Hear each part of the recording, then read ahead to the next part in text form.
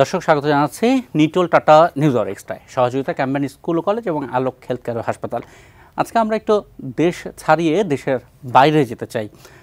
পৃথিবীতে দুই প্রান্তে দুই রকম দুটো যুদ্ধ চলছে, ইউক্রেন রাশিয়ার যুদ্ধ, এপাশে প্যালেস্টাইনে ইসরায়েলের সঙ্গে প্যালেস্টাইনিদের এক প্রকার যুদ্ধ চলছে। দুই যুদ্ধ কোন দিকে যাবে, এই যুদ্ধগুলোর ভবিষ্যৎ কি, কাছাকাছি ভবিষ্যৎ এবং দূরবর্তী ভবিষ্যৎ, সে দুটো নিয়ে আলোচনা করতে চাই। আমাদের স্টুডিওতে আছেন সাবেক রাষ্ট্রদূত হুমায়ুন কবির, স্বাগত জানাচ্ছি আপনাকে। আছেন সাংবাদিক দৈনিক যুগান্তরের প্রধান প্রতিবেদক মাসুদ করিম, স্বাগত জানাচ্ছি। অ্যাম্বাসেডর হুমায়ুন কবির, আপনার কাছেই শুরু করতে চাই। বলেছি দুরকম দুটো যুদ্ধ, কিন্তু একই সঙ্গে এই দুটো যুদ্ধের সঙ্গেই কোনো না কোনোভাবে যুক্তরাষ্ট্রের নাম জড়িয়ে যায় এবং যুক্তরাষ্ট্রে এবছর একটা পট পরিবর্তন হতে পারে, নির্বাচন হবে, সোজা সাপটা কথা। এই নির্বাচন এই দুটো যুদ্ধকে প্রভাবিত করবে কিনা, বা করলেও কতটা করতে পারে? দুইভাবেই এটা দেখা যেতে পারে। ধন্যবাদ আপনাকে। প্রথমে একটা হচ্ছে যে এই যুদ্ধগুলো এখনো পর্যন্ত যা দেখা যাচ্ছে, বিশেষ করে গাজার যুদ্ধটা কিন্তু মার্কিন যুক্তরাষ্ট্রে একটা 1968 সালে ভিয়েতনাম যুদ্ধ যেরকমভাবে মানুষকে নাড়া দিয়েছিল এবং মার্কিন রাজনীতিতে পরিবর্তন নিয়ে এসেছিল, এবার কিন্তু ওই রকমই একটা নমুনা আমরা ইতিমধ্যে দেখতে পাচ্ছি। এবং ইতিমধ্যেই আমরা জানি যে কয়েকটা, যেটাকে সুইং স্টেট বলা হয় মার্কিন যুক্তরাষ্ট্রে, রিপাবলিকান এবং ডেমোক্রেটিক পার্টিগুলো 4-5টা স্টেটের ভিত্তিতে মোটামুটি ফলাফলটা নির্ধারিত হয়। এবং তার মধ্যে ধরুন মিশিগান, পেনসিলভেনিয়া, ফ্লোরিডা, অ্যারিজোনা, এখন আপনি জর্জিয়া যদি ধরেন, এখন এই জায়গাগুলোতে দুইটা পরিবর্তনের ইঙ্গিত মিলছে। একটা হচ্ছে যে মিশিগান একটা বেশ বড় সড়ো মুসলমান জনগোষ্ঠী আছে এবং তারা কিন্তু গাজা বা ইসরায়েলের ব্যাপারে মার্কিন নীতিতে পরিষ্কারভাবে অসন্তুষ্ট। তাদের সাথে যোগ হয়েছে বিভিন্ন বিশ্ববিদ্যালয়ের তরুণ প্রজন্ম যারা আছে, তারা এই অবিচারের বিরুদ্ধে, অন্যায়ের বিরুদ্ধে তারা কিন্তু সোচ্চার হচ্ছেন। এবং গাজায় যে গণহত্যাটা এখন পরিচালিত হচ্ছে, এই গণহত্যার সাথে মার্কিন যুক্তরাষ্ট্র কর্তৃক দেয়া অস্ত্রশস্ত্র ব্যবহার হওয়ার কারণে তারা কিন্তু ভীষণ রকমেরভাবে আপনি বলতে পারেন যে তারা রুষ্ট। এবং তারা চাচ্ছে বিভিন্ন বিশ্ববিদ্যালয়, ইসরায়েলি বিভিন্ন কোম্পানিতে যে বিনিয়োগ করেছে বা ইসরায়েলিরা যে তাদেরকে এইসব বিশ্ববিদ্যালয়গুলোতে বিনিয়োগ করেছে, সেখান থেকে এই বিশ্ববিদ্যালয়গুলো বেরিয়ে আসুক। ফলে এই তরুণ প্রজন্মের মধ্যে কিন্তু এক ধরনের বড় ধরনের আলোড়ন তৈরি হয়েছে। এবং এখানে বলে রাখা ভালো যে এই তরুণ প্রজন্মের একটা বড় অংশই কিন্তু ডেমোক্রেটিক পার্টির ভোটার। তো কাজেই এই মুসলিম জনগোষ্ঠী প্রধান যে রাজ্যগুলো আছে, আপনি যেটা বললাম মিশিগান বিশেষ করে, তাছাড়াও ফ্লোরিডাতে আপনি পাবেন কিছু, এদিকে উইসকনসিন, পেনসিলভেনিয়া, ওই অঞ্চলেও কিছু আছে।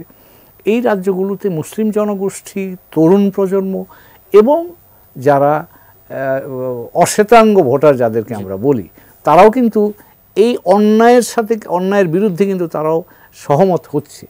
ফলে এই তিনটা জনগোষ্ঠীর ভোট যদি কোনো কারণে শিফট করে বা এই ভোট যদি না দেয় তারা, তাহলে কিন্তু প্রেসিডেন্ট বাইডেনের জন্য বিপদের আশঙ্কা আছে। এবং আজকেই একটা সার্ভে বেরিয়েছে, 3টা বড় সমীক্ষা গ্রুপ মিলে করেছে, তাতে এই 4-5টা সুইং স্টেটের সবগুলোতেই প্রেসিডেন্ট বাইডেন ট্রাম্পের পেছনে আছেন, এখন 4-5 পয়েন্ট করে পেছনে আছেন, যেটা কিন্তু ট্রাম্পের জন্য বা ডেমোক্রেটিক পার্টির জন্য একটা অশনি সংকেত। এবার যদি আসেন আপনি, আমরা যুদ্ধের প্রতিক্রিয়া বললাম, এই মার্কিন যুক্তরাষ্ট্রের কি প্রভাব পড়বে এই যুদ্ধের উপর। এখন ধরুন ইউক্রেন যুদ্ধ, এবং ট্রাম্পকে আমরা জানি তিনি বলেন যুদ্ধবিরোধী, কিন্তু কথা হচ্ছে যুদ্ধবিরোধী হওয়া আর ট্রাম্পের পার্টির অবস্থান, রিপাবলিকান পার্টি কিন্তু স্ট্রংলি অ্যালাইন টু ইসরায়েল এবং তারা কিন্তু ইসরায়েলের প্রতি বাইডেন প্রশাসন এখন যেটুকু সংবেদনশীলতা দেখাচ্ছে বা যেটুকু একটু টান যদি বলি আমি দেখাচ্ছে, সেটা কিন্তু মোটেও সমর্থন করছেন না। তো সেই ক্ষেত্রে প্রেসিডেন্ট যদি ধরে নেই ট্রাম্প সাহেব নির্বাচিত হলেন, তাহলে তিনি ইসরায়েলের প্রতি কী আচরণ করবেন এবং প্যালেস্টাইনদের প্রতি তার দৃষ্টিভঙ্গি কী হবে। বিগত দিনের ইতিহাস যদি আমাদের জন্য দৃষ্টান্তের কোনো ইঙ্গিত দেয়, তাহলে তিনি কিন্তু ইসরায়েলের প্রতি অখণ্ড সমর্থন আগে দিয়েছেন এবং তেল আবিব থেকে জেরুজালেমের রাজধানী সরিয়ে আনা এবং মার্কিন যুক্তরাষ্ট্রের এমবেসি ওখানে নিয়ে আসা, এই কাজটা ট্রাম্পের সময় হয়েছিল। তো তার অর্থ দাঁড়াবে যে প্যালেস্টাইনিদের জন্যে আমি মনে করি ট্রাম্প একটা বিপদের আশঙ্কা। যেটুকু সম্ভাবনা এখন দেখা যাচ্ছে যে আরব বিশ্ব বলেন, মার্কিন যুক্তরাষ্ট্র বলেন, একটা দুই রাষ্ট্রের ভিত্তিতে একটা সমাধানের আলাপ আলোচনা চলছে এবং গত 2-3 দিনে যে ঘটনা প্রবাহগুলি আমরা দেখছি, ইসরায়েলের ভেতরে কিন্তু এই বিষয়টা নিয়ে এখন নতুন করে আবার আলোচনা হচ্ছে। তার কারণ হলো ইসরায়েলি আর্মি চিফ, যিনি এই গাজায় অপারেশনটা লিড করছেন, তিনি কালকে একটা কথা বলেছেন খুবই গুরুত্বপূর্ণ, যে আমরা হামাসের বিরুদ্ধে ডিসাইসিভ এবং ক্লিয়ার কাট কোনো বিজয় অর্জন করতে পারবো না। তার কারণ যেমন উত্তর গাজায় গত 2 দিন ধরে আপনার লক্ষণ জাবালিয়া ক্যাম্প এবং আরও যেসব জায়গায় ইসরায়েলের আবার নতুন করে যেতে হয়েছে, কারণ এই জায়গাগুলোকে ইসরায়েলিরা হামাস থেকে ক্লিয়ার করার পরে তারা দক্ষিণ দিকে যাওয়ার চিন্তা করছে রাফাতে। এখন গত কয়েকদিন ধরে হামাস আবার ওখানে নতুন করে তৈরি হয়েছে। তো তার অর্থ হচ্ছে যে জায়গাটা ইসরায়েল ছেড়ে দিচ্ছে ওখানে আবার হামাস আবির্ভাব তাদের ঘটছে। তো ফলে এই ঘটনা প্রবাহের কারণে ইসরায়েলের ভেতরে যুদ্ধ লক্ষ্য নিয়ে কিন্তু বিরাট রকমের একটা আপনি বলেন বিতর্ক চলছে, শক্তিশালী বিতর্ক, এবং একটা কম্প্রোমাইজ হোক এটা তারা চাচ্ছেন। স্বল্প মেয়াদে যুদ্ধটা থামুক, যারা বন্দী আছে, হোস্টেজ আছে, তারা ফেরত আসুক, এবং দীর্ঘমেয়াদে কি করা যায় এটা যুদ্ধক্লান্তি অনেকটা তাই এবং মার্কিন যুক্তরাষ্ট্রের দিক থেকে প্রচণ্ড চাপ কিন্তু এই মুহূর্তে আছে। আজকেও বাইডেন সাহেব বলেছেন যে রাফাতে গেলে আমরা তাদের বিরুদ্ধে অস্ত্র যে নিষেধাজ্ঞা যেটা দেওয়ার চিন্তা করছে সেটা তারা দেবে। তার অর্থ ইসরায়েলের জন্য এটা একটা বিপদের আশঙ্কা। মার্কিন যুক্তরাষ্ট্র কাছাকাছি সময় আমরা এই যুদ্ধে একটা বিরতি পেতে পারি এরকম একটা সম্ভাবনা আমার কাছে মনে হচ্ছে, যে একটা কারণ ইসরায়েলিরা বা বিশেষ করে নেতানিয়াহু নিজে এবং তার সরকার যেটা একেবারেই ডানপন্থী, তারা যে ধারণার ভিত্তিতে এই কার্যক্রমটা এতদিন ধরে পরিচালনা করছিল, 7 মাস পরে এসে কিন্তু তারা মনে হয় না সেই লক্ষ্য অর্জন করতে পেরেছে। কাজে তাদেরকেও নতুন করে চিন্তা ভাবনা করতে হবে, এরকম একটা বাস্তবতা আমরা দেখতে পাচ্ছি। আরেকটু পশ্চিমে যদি যাই, ইউক্রেনে যদি যাই, সেখানেও কিন্তু একটা জটিলতা আছে। তার কারণ হচ্ছে ট্রাম্প সাহেব বলা হয়ে থাকে তিনি রাশিয়ার প্রতি তার একটা দুর্বলতা আছে। তো সেটা যাই হোক, এখন ইউক্রেন যুদ্ধ এখন যে অবস্থায় আছে তাতে $60 বিলিয়ন মার্কিন যুক্তরাষ্ট্র তাদেরকে সহায়তা দিয়েছে। যুদ্ধটা আরও কয়েক মাস চলবার মতো সম্ভাবনা দেখি। এখন কথা হলো যে এই যুদ্ধ বা মিলিটারি ইন্ডাস্ট্রিয়াল কমপ্লেক্স যারা আছে, যারা এই যুদ্ধ থেকে বেনিফিটেড হয়, তারা ট্রাম্প সাহেব কি তাদের নিয়ন্ত্রণ করতে পারবেন সেটা হলো একটা কথা। আর ইউরোপিয়ানদের মধ্যে একটা ভয় এখন ঢুকেছে, যদি কোনো কারণে রাশিয়াকে ইউক্রেনে না থামানো যায় তাহলে রাশিয়া আরও অন্যান্য দেশের উপর হামলা চালাতে পারে, এরকম একটা শঙ্কা দাঁড়িয়েছে। এবং পাশাপাশি ইউরোপিয়ানরা কিন্তু নিজেরও চেষ্টা করছে এখন তাদের সামরিক শক্তি বাড়িয়ে তারাও এখন জিও পলিটিক্যাল অ্যাক্টর হিসাবে ইমার্জ করার জন্যে। তো কাজে এই সকল বিষয়কে যদি আমি সম্মিলিতভাবে দেখি, তাহলে ইউক্রেন যুদ্ধটা খুব অল্প সময় থামবে বলে মনে হচ্ছে না, এটা হয়তো চলবে। থামলে বোধহয় ইউক্রেন ছাড়া কারো লাভ নেই। থামলে ইউক্রেনেরও লাভ নাই, কারণ তার 1/5 এলাকা তো সোভিয়েত মানে রাশিয়ানরা এখন দখল করে আছে, এবং সেটা 14 সাল থেকে দখল করে রেখেছে, এখনও তাদের দখলেই আছে। তাতে তো তার আলটিমেটলি তার যে টেরিটোরিয়াল ইন্টিগ্রিটি যেটাকে বলি, সেটা তো রেস্টোর্ড হলো না। আমি মাসুদ করিম আপনার কাছ থেকে যুদ্ধ পরিস্থিতি একটু শুনতে চাই। প্রথম যদি গাজার কথা বলি, গাজার ব্যাপারে এখানে পরিস্থিতিটা এখনও কিন্তু অস্পষ্ট ইন এ সেন্স যে তারা হঠাৎ করে গাজার থেকে সরে গিয়ে ইসরায়েলিরা একটা কনসুলেটে হামলা করলো ওই ইরানের, এটা ইয়েমেনে, এবং সেখানে কয়েকজন মিলিটারি অফিসার এবং ডিপ্লোম্যাট মারা গেলেন। এটা হইল গিয়া জাস্ট একটা ওই মূল টেরিটরিতে হামলা করারই সামিল। মানে কনসুলেটে হামলা মানে হলো ডিপ্লোম্যাটিক এনক্লেভসে হামলা মানে হলো ওই ইরানের দেশের উপরে হামলা করার সামিল, এবং সেটা ইরান রিটালিয়েটও করেছে।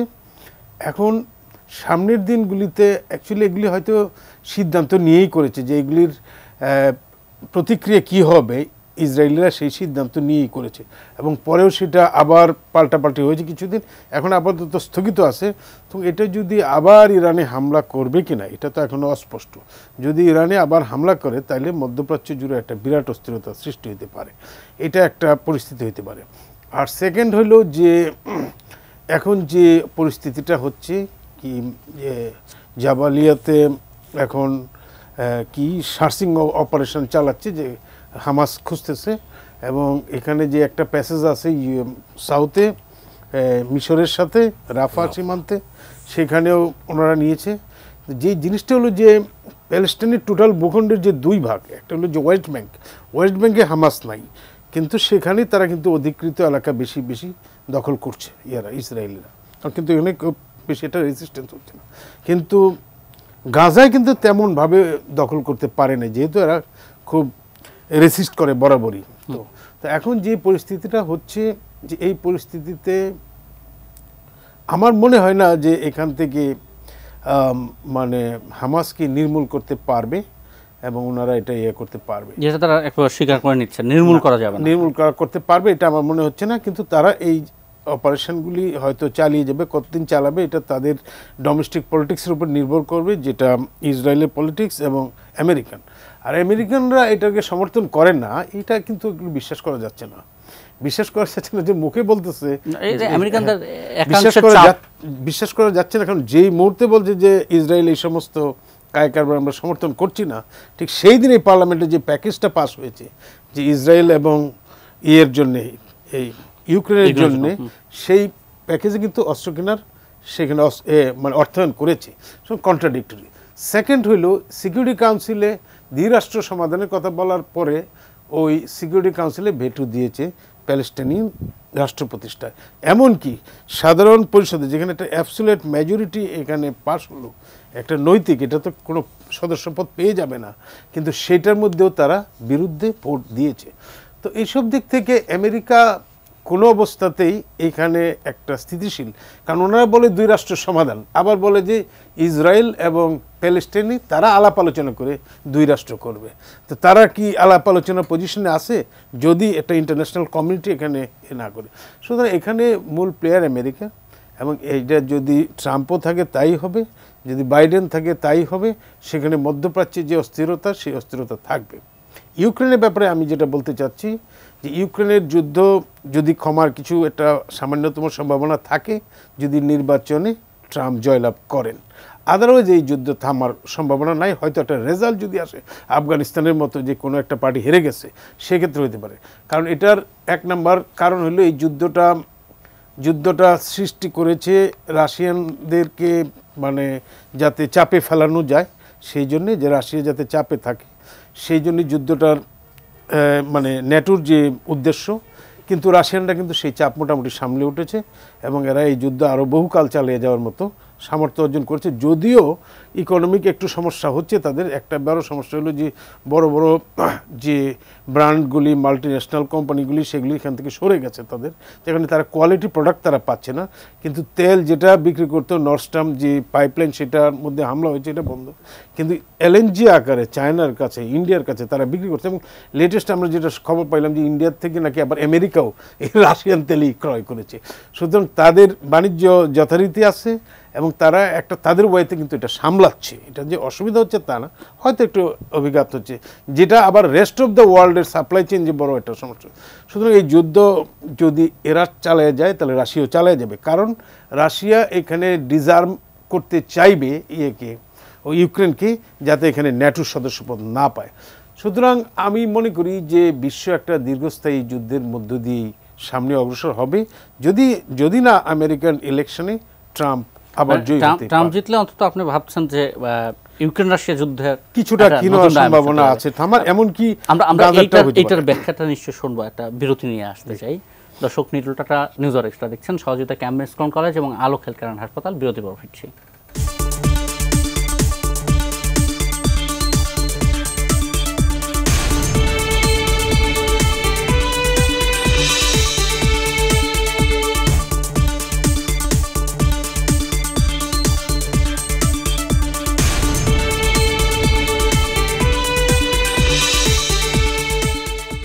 নিটল টাটা নিউজ আর এক্সট্রা সহযোগিতা ক্যাম্পেইন স্কুল অ্যান্ড কলেজ এবং আলোক হেলথ কেয়ার হাসপাতাল। মাসুদ করিম বলছিলেন যে ট্রাম্প যদি জিতে আসেন তাহলে ইউক্রেন যুদ্ধ নতুন ডাইমেনশন বা বন্ধও হতে পারে।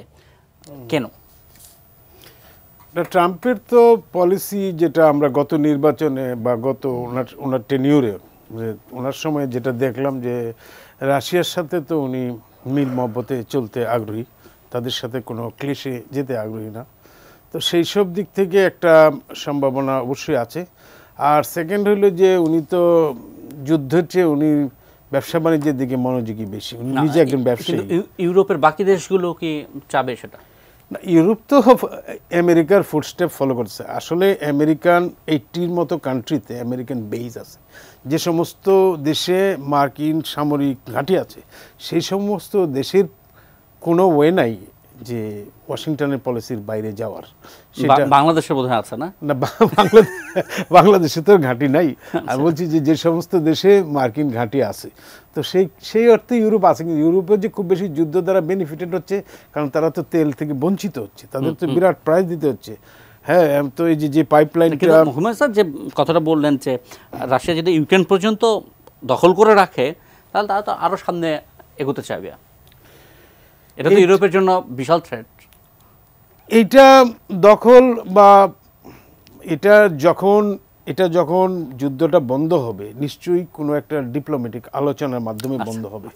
সেই জায়গায় নিশ্চয়ই যেগুলি অন্যায় দখল আমরা যেটা বলতেছি সেটার ক্ষেত্রেও নিশ্চয়ই একটা কূটনৈতিক সলিউশন করা হবে। যেটা রাশিয়ানরা বলতেছে যে এইগুলি তাদেরই জায়গা, তাদের ভাষায় রাশিয়ান ভাষায় কথা বলে। তারপরে ক্রাইমিয়া যাওয়ার জন্য প্যাসেজ, ক্রাইমিয়াটা তো 2014 সালের কোনো রক্তপাত ছাড়াই ইউরোপ এবং রাশিয়ার জন্য উইন উইন থাকবে এরকম একটা ধারণা। আমি যেটা বলছি যে যদি ইচ্ছা থাকে, যুদ্ধ বন্ধ করার ইচ্ছা থাকে, তাহলে একটা উপায় তারা বের করতে পারবে। কিন্তু এখন পর্যন্ত কোনো পক্ষের তো ইচ্ছা নাই। মানে রাশিয়া তো কোনো অবস্থাতেই এই জায়গা ছাড়বে না, কারণ এখানে তারা কোনো অবস্থাতেই ন্যাটোকে ঢুকতে দেবে না। এবং এখানে যদি ন্যাটো ঢোকে সেখানে যে অস্ত্রের সমাহার হবে সেটা তার স্ট্র্যাটেজিক এবং ন্যাশনাল সিকিউরিটি এবং গ্লোবাল অ্যালায়েন্সের জন্য খুবই ক্ষতিকর হবে। তো এই সমস্ত দিক চিন্তা করে রাশিয়া ডেফিনেটলি এই যুদ্ধ থামাবে না যদি না ন্যাটো সেখান থেকে নিজেদের প্রত্যাহার করে। স্যার, আপনি কি মোটামুটি একমত সাথে? মোটামুটি একমত, কিন্তু যেটা মনে হয় সেটা হলো যে যেটুকু খবর পাওয়া যাচ্ছে যে ইউরোপিয়ানসরা ট্রাম্প আসলে যে মার্কিন নীতিতে পরিবর্তন আসতে পারে এ সম্পর্কে তারা কিন্তু ইতিমধ্যেই আলাপ আলোচনা করছে এবং তাদের মধ্যে একটা প্রস্তুতি তৈরি হচ্ছে যে যদি আমেরিকানরা না থাকে তাহলে এই সিচুয়েশন আমাদেরকেই হ্যান্ডেল করতে হবে। তার অর্থ আজকেই কোথায় যেন পড়ছিলাম যে তৃতীয় শক্তির উত্থান একটা নতুন, এই ইউক্রেন ওয়ারের পরে ইউরোপ আবার নতুন শক্তি হিসাবে তৈরি হওয়ার একটা সুযোগ হয়তো জার্মানি এবং ফ্রান্স যদি একসাথে কাজ করে তাহলে সেই সম্ভাবনা কিন্তু একেবারে উড়িয়ে দেওয়া যাবে না। তার এখন সেটা হলে কিন্তু বর্তমান বৈশ্বিক যে ক্ষমতার ভারসাম্য তার মধ্যে কিন্তু পরিবর্তন আসবে। কারণ যেটা মাসুদ করিম বলছিলেন যে ইউরোপের একটা মার্কিন নির্ভরতা আছে দ্বিতীয় বিশ্বযুদ্ধের পর থেকেই, এবং মার্কিন যুক্তরাষ্ট্র কৌশলগত কারণে ইউরোপ স্বনির্ভর হোক এটা তারা চায় না। কাজেই সেই ক্ষেত্রে যদি ইউরোপ নিজস্ব শক্তির উপর দাঁড়াবার চেষ্টা করে তখন মার্কিন নীতি কি হবে, বা মার্কিন প্রেসিডেন্ট সেটা ট্রাম্প হন কি বাইডেন হন তারা তখন সেটাকে কিভাবে দেখবেন। মানে এই নভেম্বরের নির্বাচনটা খুব ইন্টারেস্টিং কিছু ঘটনাপ্রবাহ তৈরি করবে, কনসিকুয়েন্সিয়াল হবে। তার কারণ দুইটা, মধ্যপ্রাচ্যে যেটা নিয়ে আমরা আলাপ করছিলাম, মধ্যপ্রাচ্যে কিন্তু অনেকগুলি চোরা স্রোত ডেভেলপ করছে যেটা আগে হয়নি। যেমন ধরুন 2000 বলা চলে যে 2017-18 পরে প্যালেস্টাইন ইস্যু খাতা থেকে মুছে গিয়েছিল, এবং এই যে 7ই অক্টোবরে হামাসের আক্রমণ তার অন্যতম প্রধান কারণ কিন্তু ছিল বা ড্রাইভার ছিল যে প্যালেস্টাইন বিষয়টাকে আবার আলোচনার কেন্দ্রবিন্দুতে নিয়ে আসা। সেই দিক থেকে কিন্তু এটা সফলতা পেয়েছে। আজকে সারা বিশ্বে কিন্তু প্যালেস্টাইন, শুধু গাজা নয়, প্যালেস্টাইন ইস্যুটা আবার আলোচিত হচ্ছে, এক প্রজন্ম এতে করে উজ্জীবিত হচ্ছে, পৃথিবীর বিভিন্ন দেশে এটা জাতিসংঘে ভোটাভুটি হচ্ছে, ইন্টারন্যাশনাল কোর্ট অফ জাস্টিসে গিয়ে এক ধরনের ইন্টারিম অর্ডার আসছে, এবং ইসরায়েল গণহত্যার দায়ে মোটামুটিভাবে অন্তত মানুষের আদালতে দোষী সাব্যস্ত হওয়ার পর্যায়ে এসে যাচ্ছে। তো কাজেই প্যালেস্টাইন ইস্যুটা আবার নতুন করে তার প্রাণ সঞ্চারিত হয়েছে বলে মনে করা যেতে পারে। অন্যদিকে যদি আমরা তাহলে এই যুদ্ধটা হামাস এক প্রকার জিতে গেল, এটা যদি আপনি নৈতিকভাবে আপনার প্রশ্নের জবাব বলবো ইয়েস, সত্যি। তার কারণ হলো প্যালেস্টাইনকে নিয়ে গত 70 বছরে যতগুলো বড় ঘটনা বা ইতিবাচক ঘটনা ঘটেছে তার সবগুলোই কিন্তু বড় ধরনের এরকম যুদ্ধের পরে ঘটেছে। আমি যেমন অস্ত্র যদি বলেন, 1992 সালে যখন পিএলওকে বের করে দিল লেবানন থেকে, তারপরে কিন্তু অস্ত্র প্রক্রিয়া শুরু হয়ে দ্বিরাষ্ট্র তত্ত্বটা এই সাম্প্রতিককালে গতি লাভ করেছিল। পরে গিয়ে আস্তে আস্তে এটা হারিয়ে যায়। এখন আমার ধারণা আবার কিন্তু সেটা আসছে, কারণ এমন একটা অবস্থা এখন তৈরি হয়েছে যে স্ট্যাটাস কো দিয়ে আর চলছে না, এই উপলব্ধিটা এসছে। আর আরেকটা যেটা বলছিলাম, পাশাপাশি আরেকটা চাপ বা ইতিবাচকভাবে প্যালেস্টাইনের জন্য কাজ করছে, সেটা হলো আব্রাহামস অ্যাকর্ড। ট্রাম্পের সময়তে বাহরাইন এবং ইউএইকে নিয়ে ইসরায়েলের সাথে সম্পর্ক প্রতিষ্ঠা করেছিলেন আব্রাহামস অ্যাকর্ডের মাধ্যমে।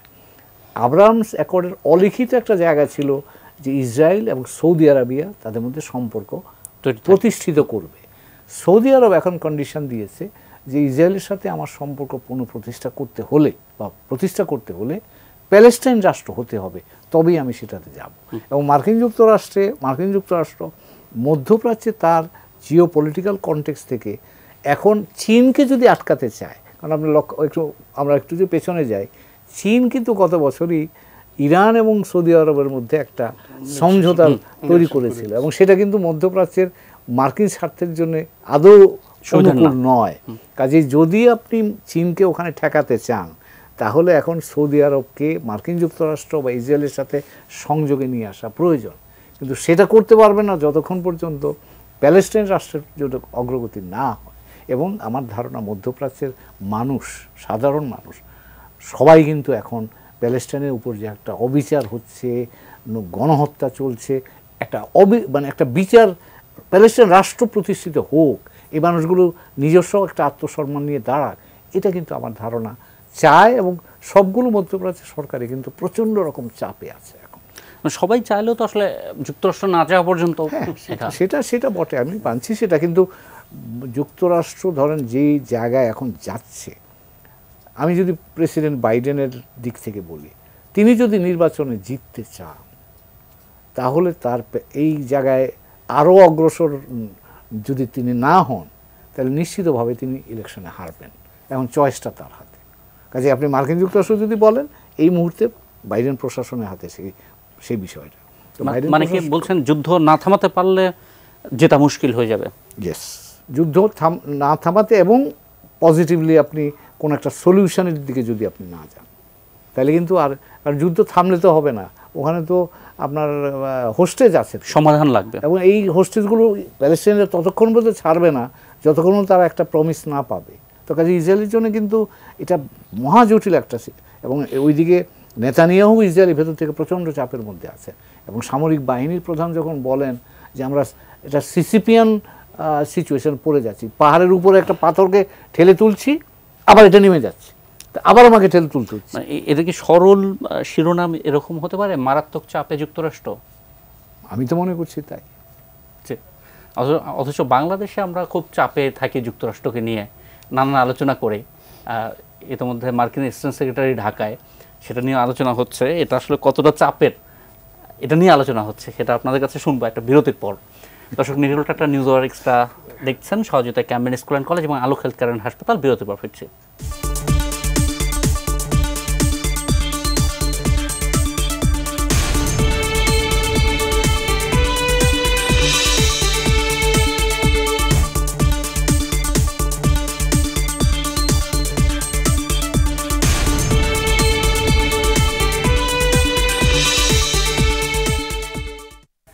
নিটল টাটা নিউজ আর এক্সট্রা, সহযোগিতা ক্যাম্বেন স্কুল অ্যান্ড কলেজ এবং আলোক হেলথ কেয়ার হাসপাতাল। প্যালেস্টাইন যুদ্ধ এবং ইউক্রেন যুদ্ধ নিয়ে কথা বলছিলাম। তার মাঝে বাংলাদেশে মার্কিন স্টেট সেক্রেটারি ডোনাল্ড লুকে নিয়ে বেশ আলোচনা হচ্ছে। তিনি আজকে সকালে ঢাকায় এসেছেন এবং কিছুক্ষণ আগে প্রধানমন্ত্রী বিনিয়োগ উপদেষ্টার সঙ্গে দেখা করেছেন। তার আগে পর্যন্ত আমরা যতটুকু খবর পেয়েছি বিকেলে বা সন্ধ্যায় বোধহয় তিনি একটু ফুচকার স্বাদ নিয়েছেন। আমরা একটু ছবিটা দেখে নিই প্রথমে।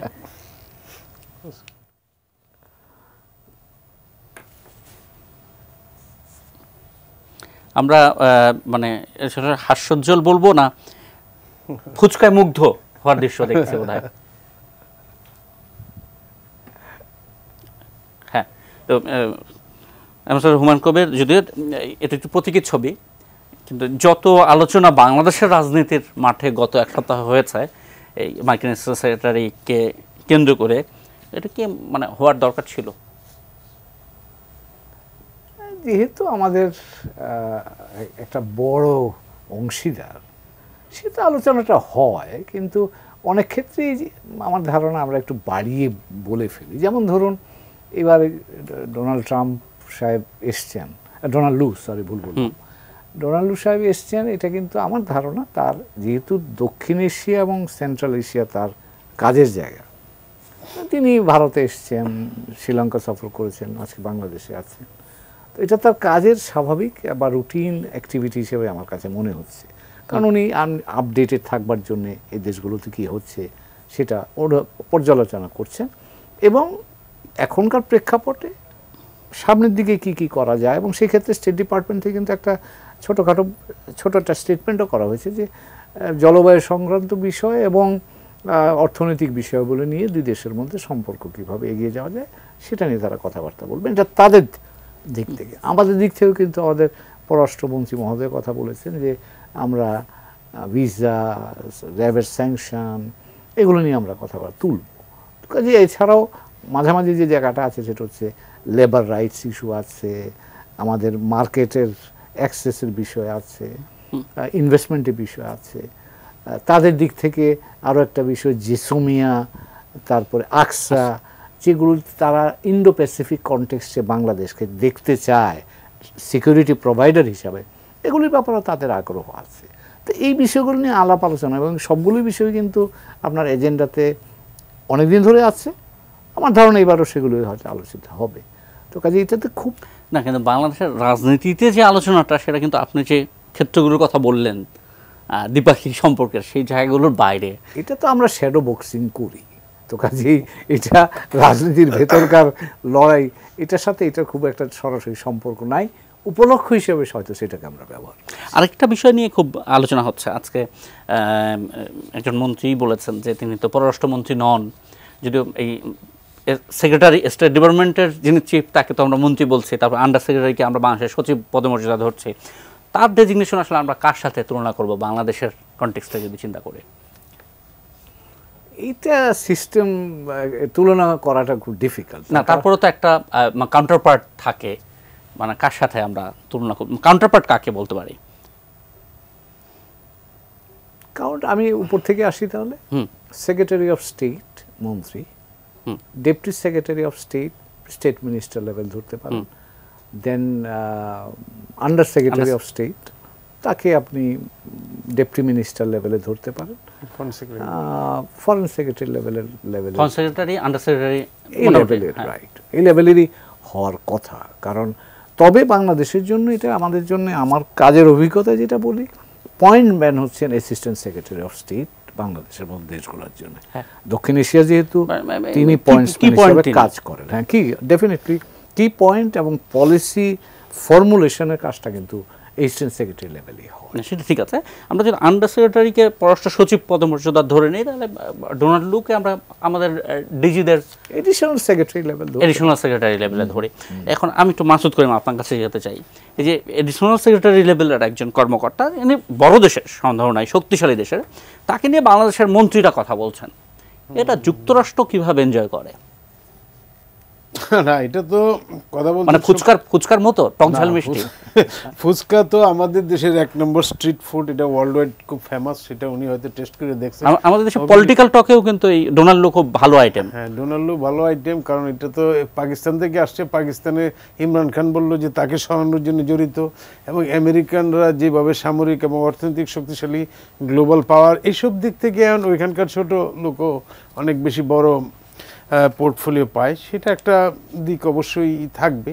তবে আমি মনে করি যে এটা কিন্তু একটা রিশেপিং আমেরিকার সাথে বাংলাদেশের সম্পর্কের আফটার ইলেকশন যে উনি যে আসছেন, আপনি দেখেন যে এখানে ওনাদের অ্যাম্বাসেডারও চেঞ্জ হচ্ছে, কয়েকদিন আগে ঘোষণাও তারা দিয়েছে। তো ওনারা আসার আগে এই ধরনের ঘোষণা দেওয়া, কারণ যেহেতু ওনারা হাঁসকে খুব বেশি মানে সরকারের দিক থেকে খুব একটা আপত্তিজনক ছিল, তো এটা এই ঘোষণাটা আগে দিয়ে আসছেন। এবং যিনি আসতেছেন মিল, উনি বোধহয় বাংলাদেশে এর আগেও ছিলেন 13-14 সালের দিকে বোধহয় ডেপুটি চিফ অফ মিশন। হ্যাঁ, তো সুতরাং এইসব দিক থেকে চিন্তা করলে যে ওনারা কিন্তু এনগেজমেন্টটা রাখবে এমনকি পারলে একজন অ্যাম্বাসেডর দায়িত্ব দিচ্ছেন বাংলাদেশ ডেস্কের। না, আমি যেটা বলতেছি যে ওনারা এনগেজমেন্টটা রাখবে এমনকি পারলে বাড়াবেও, এটা কিন্তু তারা চিন্তা করছে দুই দেশের জনগণ। আপনি প্রশ্নটা খুব কৌশলে এড়িয়ে গেছেন। এই যে ডোনাল্ড লুকে নিয়ে রাজনীতির আলোচনায় ফুচকার স্বাদ, এটা মার্কিন যুক্তরাষ্ট্র কিভাবে এনজয় করে? বাংলাদেশের অভ্যন্তরীণ রাজনীতি এই যে দলাদলি, এই যে আলোচনা তাদের যে কোনো কর্মকর্তাকে নিয়ে, না সেটা তো তাদের জন্য তো এটা বিরাট ব্যাপার, কিন্তু এটাও ঠিক আলটিমেট যে প্রক্রিয়ায় গিয়ে আলোচনাটা হচ্ছে সেখানে তো আপনি গত নির্বাচনের আগে ওনাদের যে ফেসটা ছিল, আফটার ইলেকশন কিন্তু ফেসে একটু চেঞ্জ আসছে। অবশ্যই এনজয় করবে, কারণ তাদের ব্যাপারটা নিয়ে আলোচনা, তাদের সমালোচনা। এখন আবার বিএনপি বলতেছে যে লুকে নিয়ে আমাদের অত বেশি গুরুত্ব দেওয়ার কিছু নাই, যেহেতু সেটা বলতেছে। তা আমাদের দেশের অভ্যন্তরীণ রাজনীতিতে যদি আলোচনা হয় সেটা তো তাদের জন্যে, তারা তো এটা প্লাস পয়েন্ট, তারা তো এটা একটা অতিরিক্ত ভাবের জন্ম দিবে। ফুচকার স্বাদ আমার বারবার এটাই মনে হচ্ছে। আমি আরেকটু, আপনি কথাটা বলেছেন যে একটা নতুন ডাইমেনশনে শুরু করতে যাচ্ছে যুক্তরাষ্ট্র, মনে হচ্ছে তাই। এটা বিস্তারিত নিশ্চয়ই শুনবো। আরেকটি বিরতি নিতে চাই অনুমতি পেলে। দর্শক, নিউজটা নিউজ আর এক্সট্রা দেখছেন, সহযোগিতা ক্যাম্বেন স্কুল কলেজ, আলোক হেলথ কেয়ার হাসপাতাল। এটা শেষ বিরতি নিয়ে আসছি।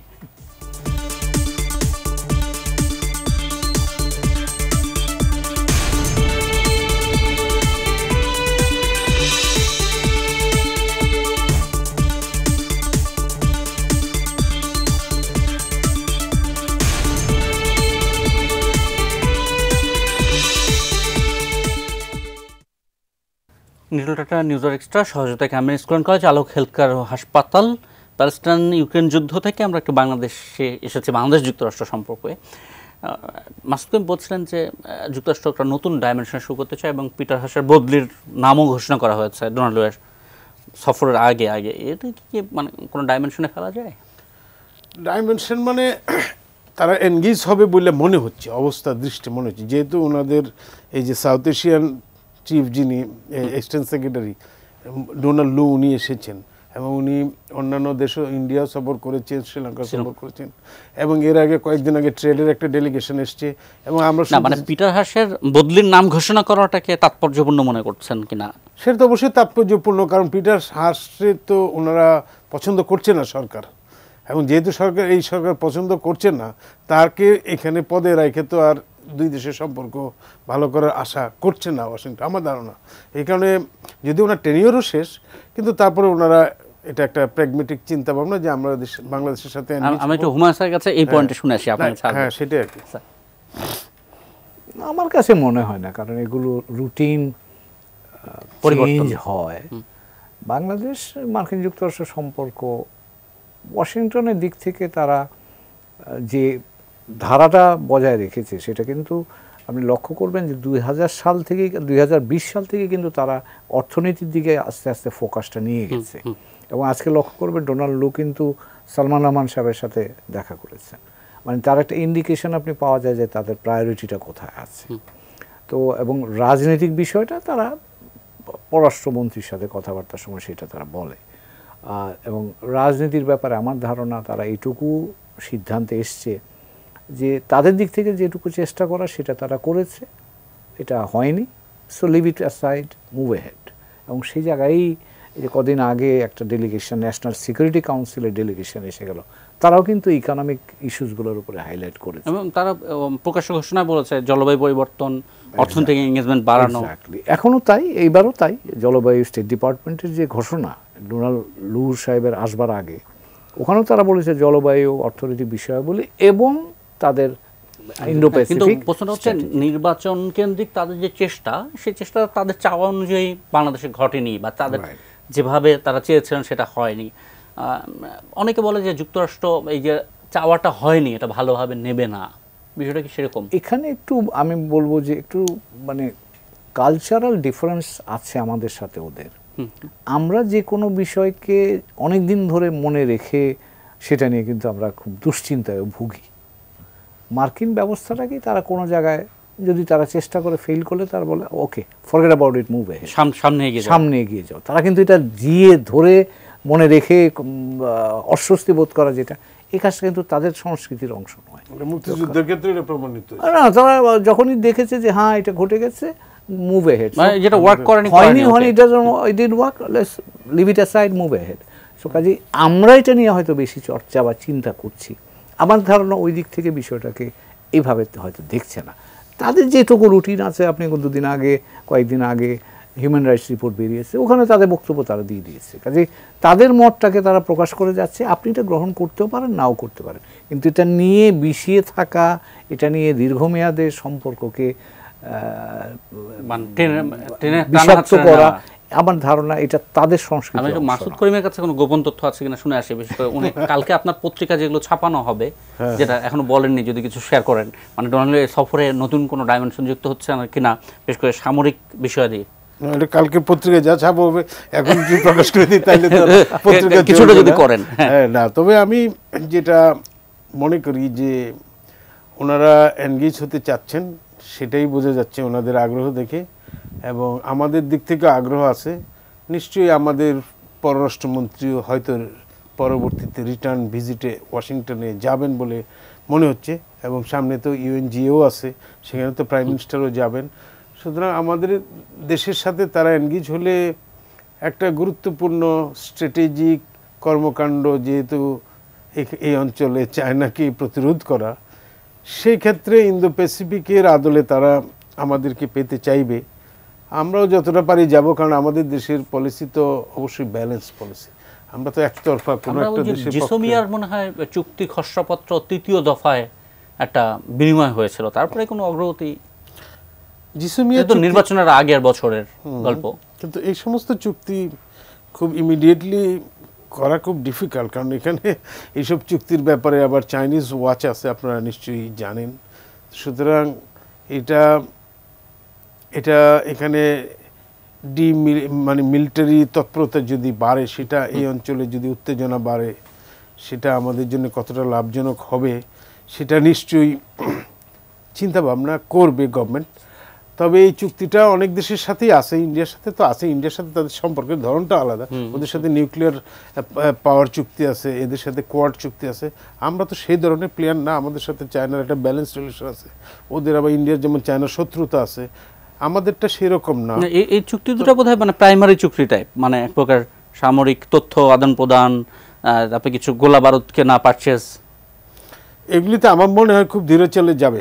আমার অ্যাম্বাসেডর রহমান কবির আপনার কাছে শুনবো, সামরিক খাতে কোনো নতুন সংযুক্তির কোনো আভাস বা সম্ভাবনা আছে কিনা?